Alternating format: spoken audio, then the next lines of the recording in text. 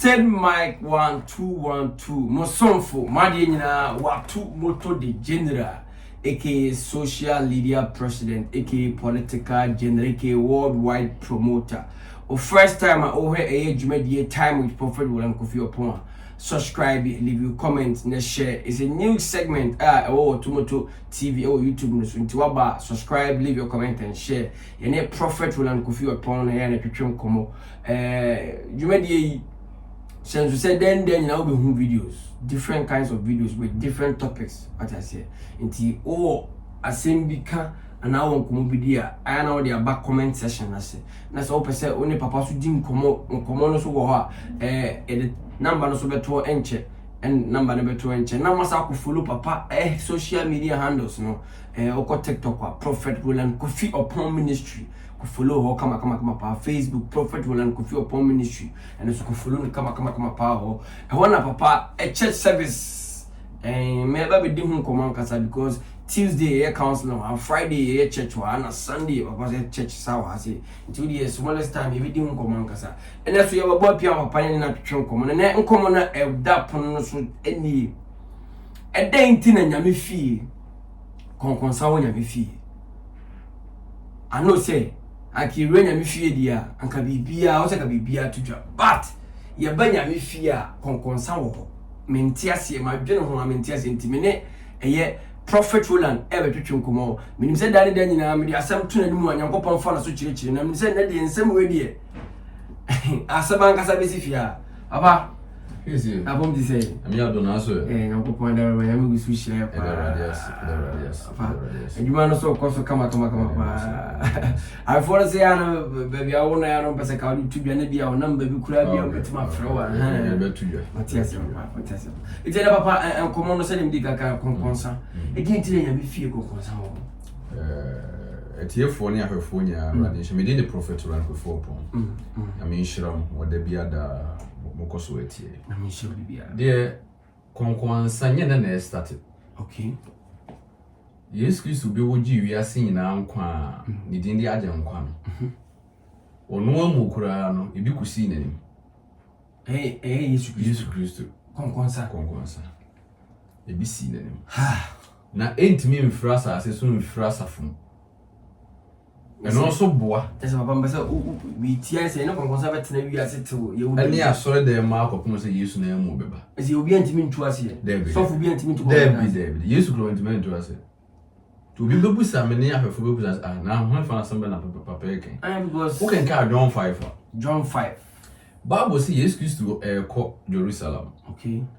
Nem pepe so odru ba bi no no hu say ensu bi da ho. Okay, ensu. Say ensu ne da ho na afi bi abofo firi soro na obehwem. Okay. Obehwem a wo abeya ntamakotomo na ho ato. So de nkwa je ba. Ensa ni pamienu yare. One. Ba akope wo abeyire ho akotomo. First person. No, first come first serve. Asem ni na. Ti ye bia abofo ne ba. Okay. Ene de bemba bia akoto ho 38 years.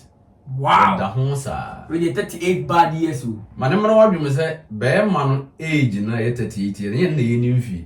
Because we say we nyina ansa na ye de ne koto. Na so twam be for something years. Odi bi ansa na ye de ne koto na ko 38 years. Nti ne yare na okoto subra na ye 38. Na mu nimfi de ntesa. Na bi da. Ti Bible say Yesu Christ te say, ha na ga kire. Esa ma say Yesu Christ te sala Bible so twere. Ha na Bible say Yesu Christ te say akwana da ho ache. Ti ha ko bo na mane. Say Yesu yan from ko be ka John and Peter can say. So say what te say they say no obi wo ho. Ya bo na mane say me wo problem na so we dey so chere me. E dey to da bi ma konkonsa bi fa so e ma wo abra bokura pija. Prophet Machombo asem na deep because Bible na true. Say Yesu Christ te say akwana da ho ache. John 5. Eso obi ne di ka ko di sa ko. Obi ne di gongo. But your Bible biem ko Bible na biem John 5 biem enne wo ha me hu nyenne wo ha me hu baba yeti. Enti bema what the suru ho 38 years. Obi so say probi is it ayalefo na ya ne gu ho. Ni pa no fa adwojo. Eni frafo. Types of sickness. Enti busa say ho na bo Yesu amade. Na say yalefo na bi. Na ka chi. Enti sa obi so aso dem o problem pa so be ka so we problem dey so for me o problem na so akọ we dey e so che e na sa konkonsafo na so say wura yi friki so sum say wura ewiase ne mantam wo so a wo ba bi wo ho a ne ho ofe na so nya me masamo Debi ade ba kwa na me kan say obo o dress pa wa dwen say so si dress do ye me masa so no ntesa say we before tim say oba be dress kama ya shewoni minnim obi adwuma we ya ye enti mantam wa wote obi abun say wo ba oni subai obi ye na dwen so obo hwese ye no kora enam sa akonkonsan dia wale oba na so obi akodi oba no konkonsan so we di oni subai ayesa wan say we ko ntesa eso bia kwedi konkonsan ma akowi bi yo akowi na mama so wo mu ne say ne wo ba kro ni twem e na we ne wo ba fufuru gina fa sa wo ba so adam fune de we ne gina no say na we no so madam fune so we den ka wonya mo so we ni subai nti wo say na kire no e na mo say no so nti no akowi we wow ti tra bia obi timi bi obi mu konkonsan kro ma ni nya adwuma mkro ye peja no ni say am no e wo adwuma mo ba bia wo say am no etimi ma manager na won so bo ho wo adwuma kra ne panyin kra adwuma ko attention man e so bitimi ko din ho konkonsan ma attention ba no so mo akra no mo say bia ye cheke no afa say e modern mu a wo na Watumoto so bo modern say na from we bituma be kan na ko be kan say what na ma e na ko say pija no konkonsan mu me de ade be ye mfato esi kro no mo frantwe he ya na ya anwafo okay na ne nipa kwame ne bompai ne wotwe obi anwe aka na ne maame na wotwe na anwe aka no ne wote atonsu that's why driver car wo na ne fra e wa atonsu wo yo ba okay na driver no wo francho kono me francho ti wone maame ne ye adwuma dum pempen so ba bi si fie kama ade fie na efe pa o ba bu school side ho wo mu maame no onza maame no wo nwie ne sika wo bitimi wo adwuma mu ho ani pakoro ye meetini a won so hunu ka atwe wonya nya aka etimi ye ya tete ye hu ba bia maame ne ti kodi konkonsa e kire maame ne se nipa asoma se wotwi uka di waye ni adie se no waye e tra maame ne ka mu fra to siti maame ne bebe fie na mpa na maame se ti me ka wotwi no de si fie so ma ane ubu pa wasmate me ba adwuma mu wow ti di be 1 week ana maame ne fredi obedi konkonsan se hwe no wan kwa adwuma won twe ne kwa bia so beje ka na fredi ensem dia ma no ya shenebo ti ke wo tena se atwe no ka tene se won kan tse station master se won twe na maame aso se wo ba na we bo enje ne number maame no fredi so we dey mesere wo ba bia kwa besem no obedi nko na ni pass me se twi mi ka because maame ne ye twe we yesu ni bibia so maame ne ba okay go hwan wo friend say ka chen say ene hwe no anya adwuma me ba kwa no pe enti tuma station wo twem na kwa mama anya adwuma be mo so me say me na me ka tuma se twem na ma me tu wo ba no na ka ni pipa egu ni ka ni e ka na banti ni twi na rant ni ka ni pipa mu ti ma me be duru hwa na o free station master na free na kwara na free me fo ka ho nyina de wo betena ase efri ma amana no a monna me beya otwi me kai asema me se onwu manim ase wow sasa ni nyina apoteze akura ni ma yadwuma 8 years o ma no mo yadwuma nyina mo wanwa ka befo obi a no watimi de abobla na nso wei etimi de me ka etima abobla mi se adwempa e woni tirim na mete atonsu se de me bayi nim ne nipa asoma se wote hei na be bo mama ne wa atonsu me ni kwankro fa so hu mi fie etena me ka mu ba ba bia ofie wo e be kire me se ka na wotwinde wodi ayi ni na woni me se bia e ha me na me ni je se wotuma twim ka de ayesa ntinne me wo ka mo wo ha makra de aba ye hihye me nka nkire wo me de ka mo no e ma ne mo ka dada wi wodi woni ma nante ya adwuma che 8 years ni me pipa no nyina ka na chew fa yes me se obi kodi go konsame konsa obi kodi yenti ama ni tirimpo e waje ka ndi e to da bia konsa hia anofa me pa hwe me buso asemo wo aye du ho konsa no woni ska de kotua FM station ka woni ska de kotua TV station o so promotion ni probenya wo free promotion e na manam ro do se emre so ni presse wo hono na so okuko woni mo ni bu sa question won se knaman ya wopu ene knaman ya wompu de na hu de wompu asem ni na no tinipa bia wakasa bia ne hu nye mu ko woni wo adwe se wo san wachi a wa ho pese wo yesa de wo tie na de se wo ko woni ti knaman ya wompu no wo fa wachi no aka o se aka no ne mo de wopu no wo je wadwe se wo ya ne kikikiki wo wadwe se wo san hwe de wo ya wo be yesa wo no a tie mfrasa so Yesu Kristo kura ba wo betu bi woto Yesu akoni nya yaresa Yesu ko ne nchiko wo kyere no wo si wie die wada ho ache ti kokko sane yare Yesu Kristo kura ya no ma ni ni kete ese no di kongon san wo nya hwe edi ntelo be beka ewo nyame fie ewo mantamo ewo adwum ewo baabia baabi bi o asisi ekoton asemni na ya nto Joseph ango anya na me ni munya Joseph ese yo ton ese ni paseo e kan brabo no ya nse wa umpija e mra ye ule ya to le bia tan se engrofo we ra ye se mo kwa no munya numbers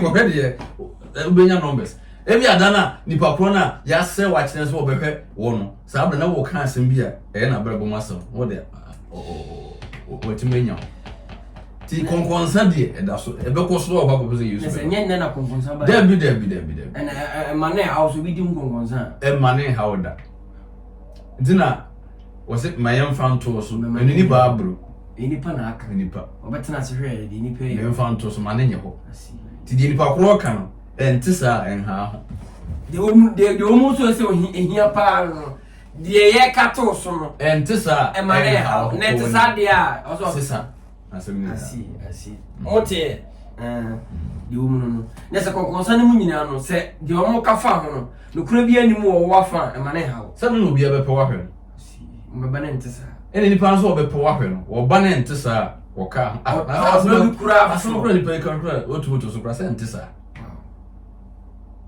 and what's saying numbers and my point in the price is very clear.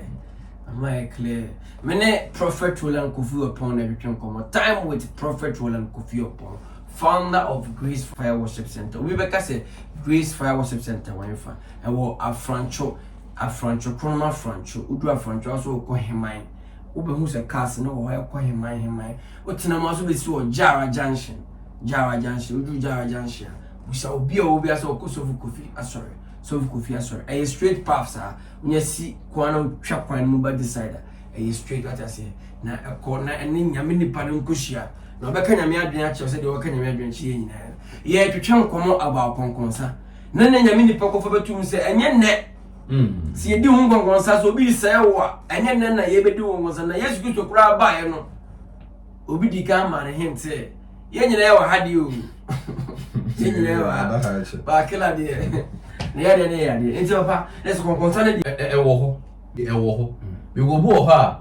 wo no de wo no aye na bra bo no obi di wo konkonsa se wo ye de obeka ho asem wo no abigo ebe de be wo ase yemfa ye papa no mo apije yemfa to doctor ebe wo ase bia ko kwa ko jina be bi se ko nya adaja we got time go person business course time business ni prefer what time on business one in the tell kun fu ko show mo odwon kwa ko be fa so ama next year what the level for from be ba e de wo so nipa no so de wo so ato ama wo so de nipa ho nsam na abeka kasa so tete e na mo odwon se nipa bi wo ka obi ho asem bia na bra bo sei you go ma me kan se me nchiro obi a wo du obi ho konkonsa no o tumi eta echi ena de wo kan ho asem no so e wo tumi eta na echi okay enti abrabo e tumi Ose abrabo ye de e tumi eni kuro nipa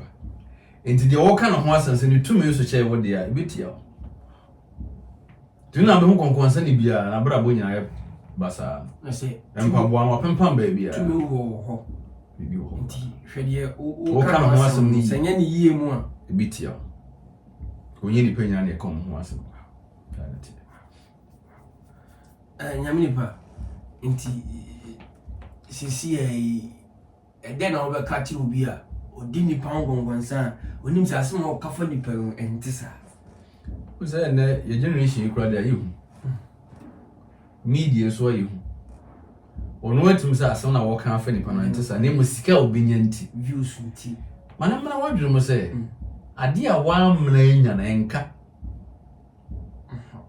ade bia nipa bia wa mra nya na enka ayes wa first ka wa asase de udini say de opibia ne mo de obrenya na udi na wo tenka ti ade bia wa mra nya na enka eze bia wa wo say e bia wo fa numbers ya benya nti na bibi nti ebe se wo bi abere so ade ne ntesa Barbara small kan no kuro yemi adwene mra so wo say dimpa e chamnya esna honya and I don't know me TV will be can say so as dimpa esna honya wo fi wo to ya no dimpa eso minimu bia ni dimpa nti ne ta amaso wada so tifi se baba ya no ya kai kan za nkura no ya kai kan and I for the bakota aduane sa se baba ya kai kan penti wada so to me bu bebi na me de awi me ti wo baba mai bi no wo kira ade Obuan krofo saa na de ma esu ko school kakra tinu mu ni adwuma so ye o mako school so na adwuma bi enkura wo ti papa ne yeska ne pension penya no de ahwe nkrofo ne ma ne bufu idadi e dinti na wonsi fie ma disk ahwe nkrofo no se de me ye mu hu daache obeti ase ne ma ne bufu no mu nkasa no na papa ndi we na ye kuro ma anye ti ma ni wo achi twam kura okay onso di bia wonso bia se friend Watumoto and bebo wonu bia edi no so tine baba akoko page ma company bi mo okay nipa be 200 ni go okay ne we ko no de na ya ko ne we ko no we akoto ti we de na yi to wa na de wote ho wa interview head din sounds edi so din so maka me papa bia na nyi won na wo me de so no hwe so boa me pa na we mbusa san pacho papa beya no so ni pass mes no free kuro be ese so no so papa chi no so wo no so wo wuda minim wow tuma ye na ye bi go so ye tuma ye na ye oh ne ba no so ya no se ni pini papa akopɛ obi an ko menfo obi e bi me nyo interview kura start eduma china e ho adi ntia o papa din ti se ye ka se din pa yesla honya men kan se se wo fiura e tuwa na wo de edin na koye minimum bi obi fi a wote ne din penti fiura nso wonyi ska biem wada so ti fio wada na ye ne ba ti ma udin ho hia esen sika a wo pe because de ubu me ne na obi a ubu na enipa ho na wonam ti ubabu obi na obi a ho se Watumoto ubu me e kire bo nya me mum ndi kura won besa wow 100% time de ubu udi bu hu ni panyina so ya wise man onyansafo bu hu ni panyina papa ba so je se wabu ye nyina awie ye nyina enzo wabu ye me de akokire papa oh asuma se na etu siri okot oh fa ena me so last time me say oh wait na je se ye nyina enzo say na wote ye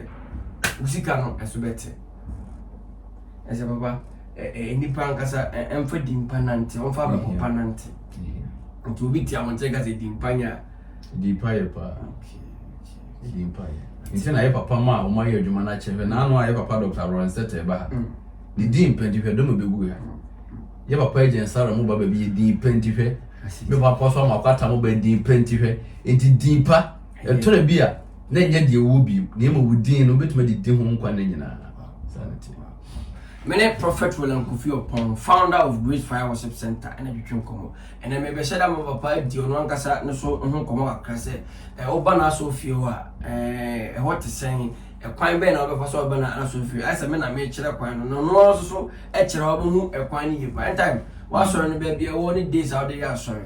That you for now for us. I saw more Conoma Francho, a fancy road. We do a Francho station where we see a police station, we will send us to a taxi in a trotro. Okay. Because we saw a jar and I catch a driver and phone said, Nimo, Nimo cost of coffee for us, sorry. Tuesday, number 5:30. I'm upon 9:30. Will be a Tuesday 5:30 to 9:30 to 10. The number upon so be a benya coin. A conejuma. Yamea also a Friday CBA so 8 near upon 12 o'clock. Fridays 8 12 o'clock. Near upon Friday be and a Sunday be also it has a 7:30 near upon 10. Sunday be a 7:30 to 10:30 and upon. Near upon TB will be him what you force with me. My number is 0242 78 78 15 15 52 52 and 0243 0243 59 59 65 65 22 22 0243 0243 59 59 65 65 22 22 Rodin Shiro. I know your prophet will Kofi Oppong numbers. A movie abe free papa no be twem komo. Me dey ndi Watumoto the general ke social media play ko massive Friday bia 4 to 6 p.m. Angel FM. Friday bia 4 to 6 p.m. Mene I the unpredictable ya nyina father of all. Ye tenase abra bedwafo nyina tenase oboysiki portfolio and abroad the big mouth. Share Friday bia 4 to 6 p.m. Not making sure say you may be time with Prophet Roland Kofi Oppong. Obe kohwe prophet enyuma o TikTok our Prophet Kofi Oppong ministry ko papa enyoma obohu ensema making. I'm out. Chamensen.